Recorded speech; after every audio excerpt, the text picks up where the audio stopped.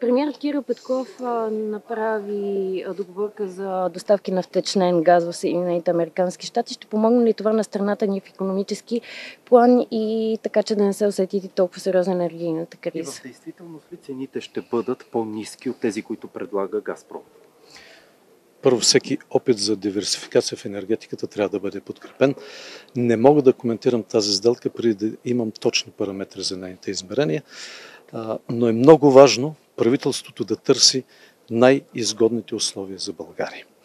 И тук става въпрос не само за цена, но и за устойчивост на доставките и възможност българския бизнес, топлофикация и потребители да прогнозират своите разходи. Затова призовавам КЕВР и Булгаргаз най-сетне да обявят цените, защото бизнесът, топлофикациите, хората работят в неизвестност. Благодаря.